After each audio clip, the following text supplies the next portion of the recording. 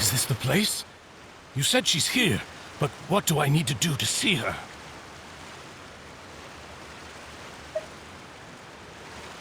Yeah, and even Paimon could hear her after drinking that thing. Didn't you just drink a lot of it on the stage as well? Oh, in that case... Vache! Ah! Yes, that's it! So you heard it too! Vinier, it's me! It's me, Vache! Vache? Vache! I'm here! I'm here! Where are you, Vinier? I'm coming for you. I'm finally here for you. Hey, wait! Be careful! Hey, wait! Vinier, is that you? It's me, Vache! Vinier! Vache? Why did you come? Didn't I say? You don't need to look for me. You look a lot older than I remember. How long has it been? It's been more than 20 years. I've suffered for over 20 years since the day you left. All this time, only the thought of bringing you back has kept me alive. Nothing else mattered to me. I must be dreaming. Who would have thought I'd get the chance to tell you all of my feelings like this? Vinier, you are my everything. I really don't know how I could live without you.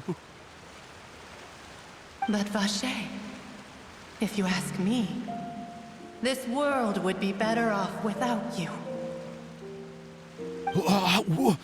What are you saying?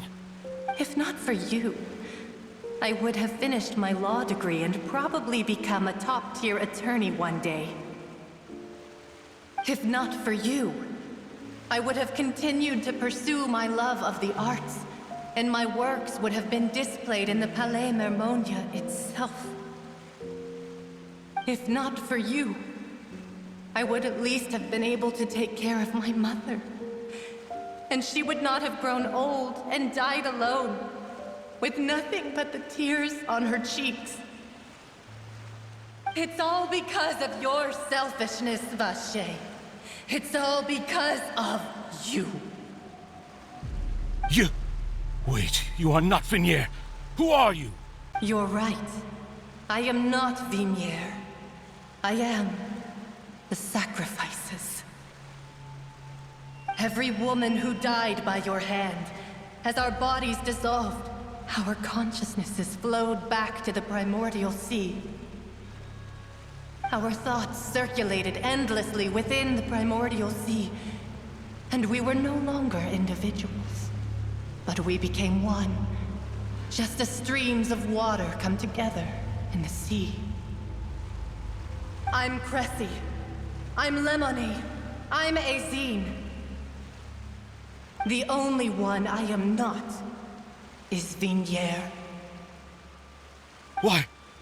But then, where is Vinier? She doesn't want to see you anymore. Every tendril of her consciousness is avoiding you. This is what you get for your selfishness. Your selfishness robbed us of our lives and our futures. You said time and time again that you'd do any and everything for her. But did you ever consider whether she'd want to see you do the things that you did? If she would despise you for what you became?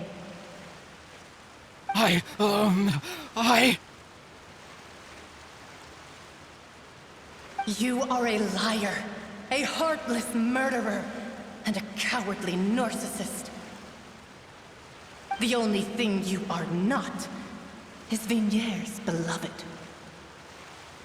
From the moment your first victim died and her consciousness merged with Vinier's, she has had nothing but pure hatred for you.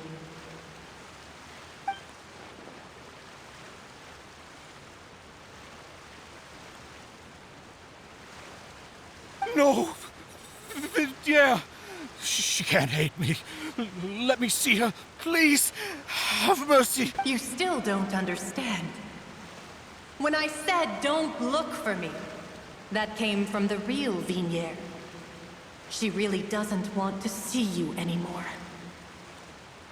But on top of that, she also said that because it's her final drop of pity for you. She said that because she knew that if you did come here, we will show no mercy to you. Vache. Vache? Vache? Vache? Vache? Vache? Vache? Drown.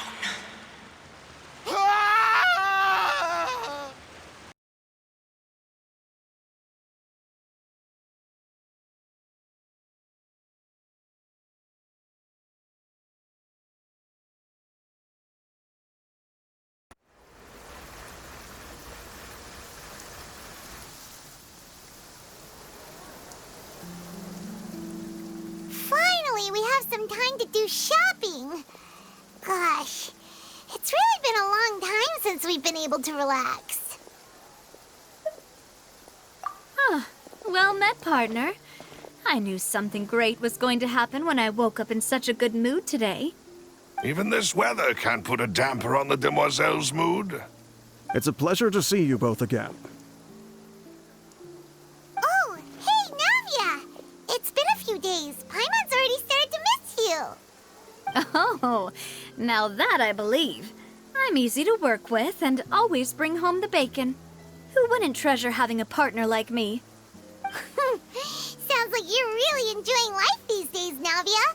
What have you been busy with since the trial? It's just been one thing after the other. I've been making non-stop trips between Poisson and the courts in Sen. Everyone from Spina di Rosula organized a memorial for my father. We never held a memorial when he first died, since everyone knew that even if we held one back then, no one was going to come. This time, though, everyone in Poisson, and even many people from the court, all attended. So his name's definitely been cleared now. That's what we like to hear. It's been the dearest wish of Demoiselle all along. That blasted stubborn fool. I was right to put my faith in him. I'm so glad I didn't give up on the case all those years ago. Oh, by the way, I ran into Charlotte just after I left the memorial service. Well, maybe it'd be more accurate to say I knew she would be there, and there was no way she'd just let me go. Huh? So you know Charlotte too? The Charlotte? Journalist from the Steambird? Yeah, way back when I first became the president of the Spina di Rosula, she was all over me. Wouldn't take no for an answer. I believe the story was called The True Heart of Darkness, Secret Tales of the Yellow Rose. To be fair, though, it was a really flattering feature. So, we've been on pretty good terms ever since. She was trying to lean on our friendship to get me to do an exclusive piece on the serial disappearances case. Oh yeah, she told us about that. She's always been super interested in that case, so now her wish has finally come true too. Anyway, I told her to make sure that when she writes about you guys entering the opera house with the critical evidence, that you both sound really cool. Now that's another thing to look forward to. We trust Charlotte's skills with a pen for sure. Oh, and in other news, I also took Clarand out for a meal. Oh, are you two on better terms now? While you were investigating Vache's headquarters, Clarand gave testimony on my father's behalf. It was thanks to her that we were able to turn the tide. I wanted to thank her. I mean, there's also no point in being awkward all the time, so we took the chance to reconcile with each other. Oh, that's great. Paimon also thought Clarand wasn't actually a bad person. It's always good to have more friends. Anyway, now that the case has finally been solved, perhaps it will slowly begin to fade from the public consciousness. Oh, actually, there's still one last thing I need to do. What is it? I should pay a visit to my father's grave and tell him the truth of what happened, as well as how it all ended. And on top of that, just how much people still look up to him to this day. That includes me, too. Miss Navia. Indeed. We want to go too! We also think Callus is a really admirable person. Sure thing. I'd like you two to share the moment with me. After all, without you, there might not have been such a positive ending. And in that case, everyone, let's be off. Considering the recent weather, we'll be lucky if we can reach Poisson before dark. Yeah, you're right. It's been raining non-stop for a few days now. This is where my father's grave is. To be perfectly honest, even I haven't been back here for a long time. Huh? There's someone there already. Wait. That figure. It can't be. Isn't that Nervalette? Why would the Chief Justice be here? Huh? Navia?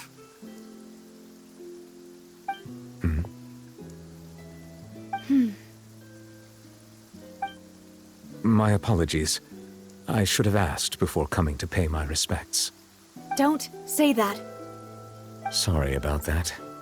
Oh, I was trying to say there's no need for you to apologize. I wanted to show my father how much I've grown, but still, I doubt I've grown to the point that even the Chief Justice would feel compelled to apologize to me over and over. In that case, I will stop apologizing for now. You really could use some pointers on understanding human emotions, Monsieur Nervalette. In any case, why did you come to Poisson? Well, ever since that day, I've been turning a question over and over in my head. Just what is justice anyway? There was once a time when I didn't want to believe that there could be anything more important to humans than life itself. Oh, rather than that, it's probably more truthful to say I didn't believe humans were capable of resisting the most basic instinct of living things.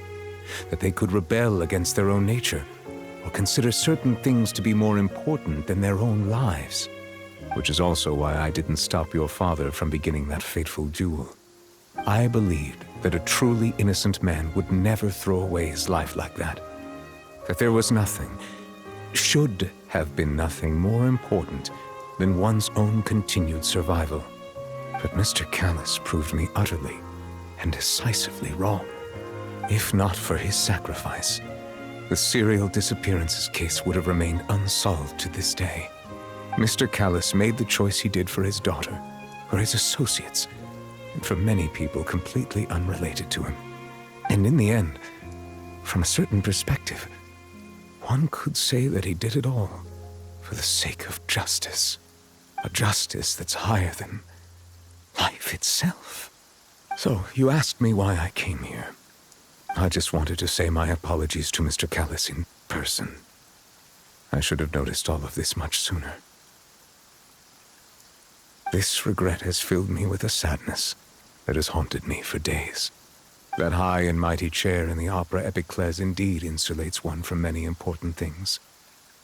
Spina di Rosula, thank you so much for your hard work and perseverance. I'm sorry for being mad at you before. So, you're actually one of those types that's cold on the outside, but pretty thoughtful on the inside, huh? That reminds me of Silver, one of my guys. Sorry about that. Self-expression is not one of my strong suits. Didn't I just say you don't need to apologize? So Navia and Nervalette seem to have made their peace as well. Let's not disturb them for now. We can wait till after they're done.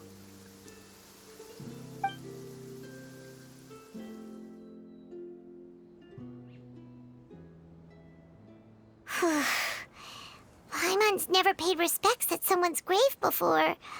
Did Paimon do anything rude there? Huh? Oh, Paimon didn't know that was a thing. But Paimon doesn't know what she would do if she can't fly. Oh no. Paimon hopes Miss Navia won't be too mad.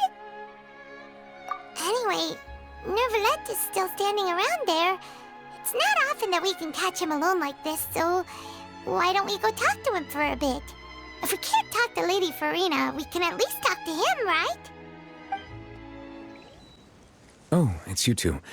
Did Miss Navia invite you to come pay your respects to her father? Mm-hmm. We ran into Navia on the streets today, so we just followed her here. I see. Then is there something that I can help you with? Well, it's pretty hard to run into you like this since you're usually super busy. So we figured we could try to ask you a few questions, if that's okay. Please feel free. Though outsiders, you helped us solve one of the greatest mysteries in Fontaine, and it would be my pleasure to return the favor.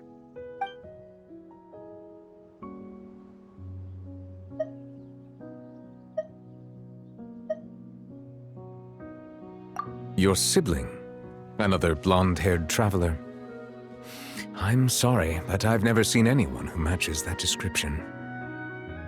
If he ever stepped foot in Fontaine, I'm sure he followed our laws to the letter and had no reason to appear on the stage of the opera Epiclese. Is there anything else you'd like to ask me about?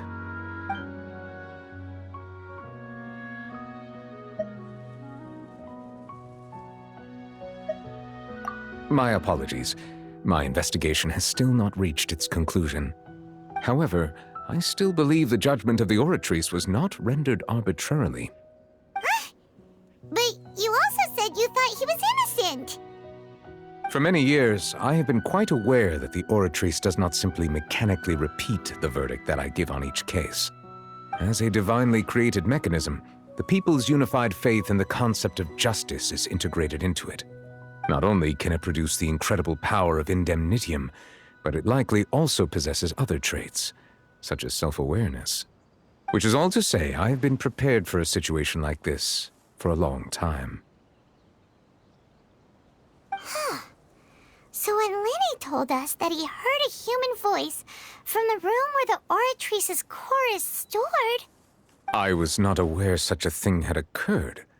Perhaps that could serve to prove my conjecture. I will add that to the list of items to investigate. In any case, I am inclined to believe that the Oratrice does have a methodology all its own. We just do not have enough information. Based on Farina's reaction, I doubt even she had any idea what was going on. She managed to bluff her way through it, though, with her time-tested twin tricks of bravado and drama. While we do intend to get to the bottom of this, for now, we regret to say that the Fatui Harbinger will just have to bide his time in the fortress of Meripede. If we did incorrectly convict him of crimes he did not commit, we will most certainly compensate him to the fullest extent allowed by the law. If you ask Paimon, the only compensation he'll want is a no-holds-barred fight with you. Is there anything else you'd like to ask me about?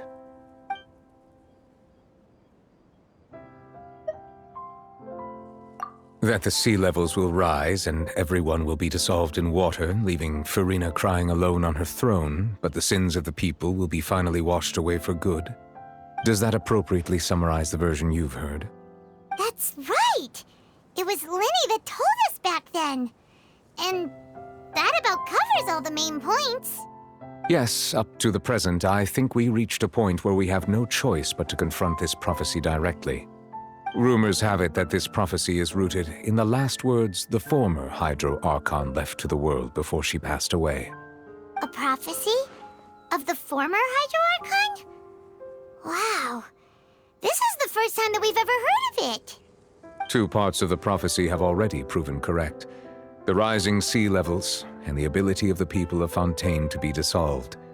We should be more vigilant and stay on the watch for further signs.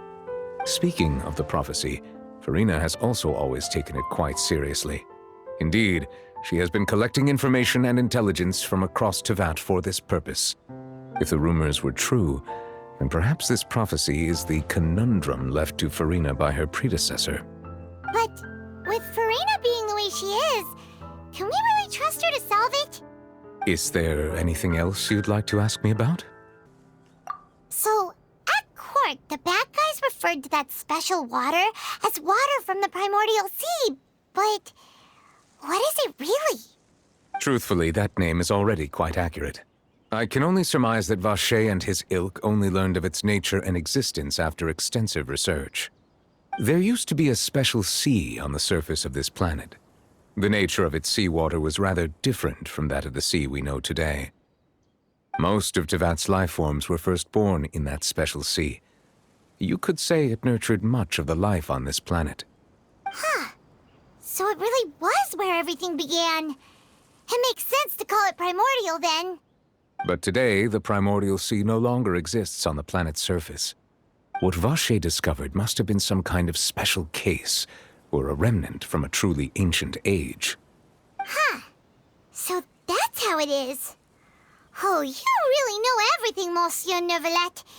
But if that's the case, then why would people, at least people from Fontaine, dissolve in that kind of water? Indeed. Why would the primordial sea, which was known to engender and nurture life, suddenly reverse itself and devour life instead? To be frank, that also doesn't match my understanding of this world and its laws. There must still be some unknown secrets around the people of this land. Very well. It was my honor to provide you with what answers I could. I very much enjoyed conversing with you. It will soon be time for me to leave this blissful tranquility behind and return to Palais Memoria. You really are super busy, Monsieur Neuvillette. Paimon thought you only came here to pay your respects today because you had the day off. Crime and villainy do not have the day off, and so justice must work around the clock as well. This is merely the nature of a justice's work. All right. You've got a point. Huh? Paimon just noticed that the rain has stopped.